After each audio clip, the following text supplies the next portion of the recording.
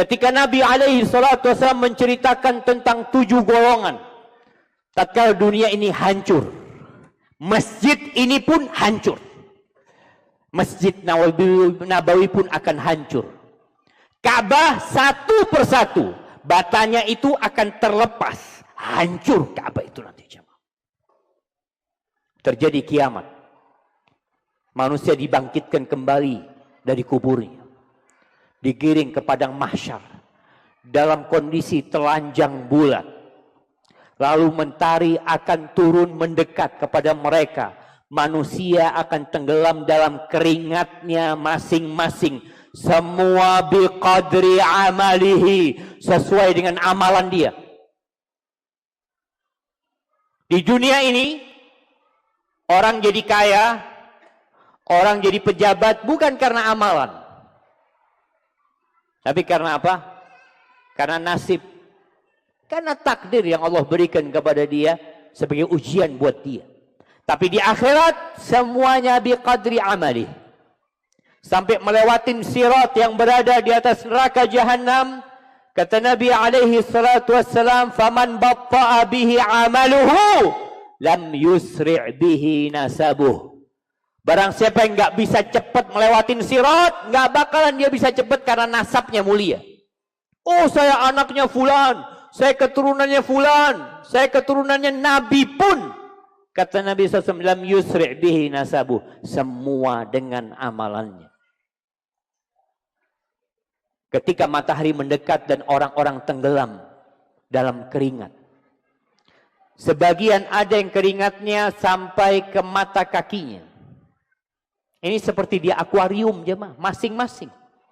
Kita melihat teman kita di sebelah kita, mungkin keringatnya hanya sampai mata kakinya. Tapi diri kita sendiri, bisa jadi keringatnya sampai ke hidung kita. Wa minhum man yuljimuhul araqu iljama. Susah bernafas dia. Terus gimana? Supaya kita nggak kepanasan pada waktu mentari itu mendekat qadramil.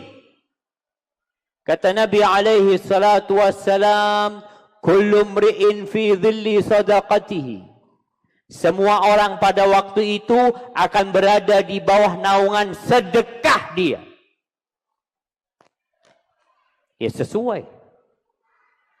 Sedekah antum sebanyak apa? Seikhlas apa?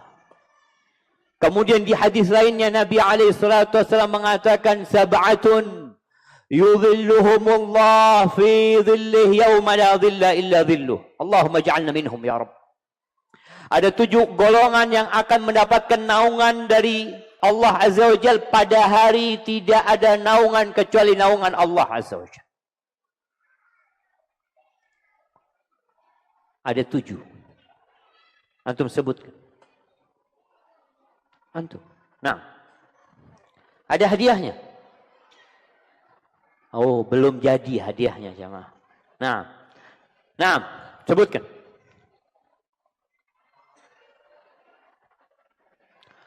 Orang yang suka bersedekah. Ya, 1. Bukan cuma suka bersedekah. Dia sedekah dengan tangan kanannya, tangan kirinya nggak tahu. Baik, antum. Yang kedua. Pemimpin yang adil. Masya Allah. Datang terus jemaah. Panitia ini suka menyembunyikan hadiah jemaah. Semoga dikasih hidayah mereka. 6. Baik, yang kedua pemimpin yang adil. Baik, yang ketiga.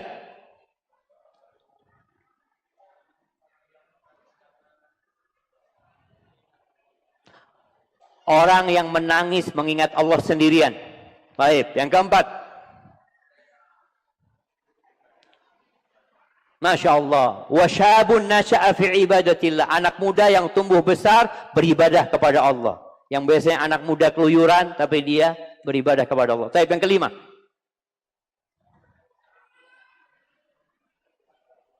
Dua orang yang saling mencintai karena Allah. Kumpul karena Allah, berpisah karena Allah Azza wa Jalla. Yang keenam. Naam, ini yang kita tunggu-tunggu. Wa rajulun qalbuhu mu'allaqun bil masajid. Orang yang hatinya bergantung dengan masjid-masjid. Pokoknya di mana ada masjid dia senang sekali jemaah. Check in hotel, yang pertama tanya dengan informasi atau resepsionis, masjid terdekat di mana? Allahu Akbar. Belum masuk kamar. Belum istirahat. Kenapa? Hatinya bergantung di masjid. Masjid terdekat mana? Nggak ada masjid. Yang ada musola. Di mana musolanya? Maksa dia cari itu tempat sholat. Rajulun. Masya Allah. Tadi kita katakan. Hatinya tetap di masjid walaupun tubuhnya ada di pasar. Tubuhnya ada di toko. Tubuhnya ada di jalan. Hatinya bergantung di masjid. Baik. Yang ke-7. Antum. Siapa namanya? Jamil. Baik, Jamil yang ke-7 Jamil. Ini sudah bagi dua, nggak semuanya satu orang. Nah, baik. Satu.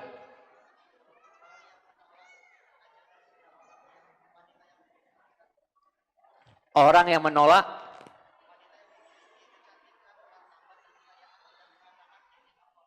Menolak apa dia? Oh, menolak berzina, Masya Allah. Baik, anda kasih 3-1-1 jemaah. Barakallahu fikum. Tafadhal diambil. Baik.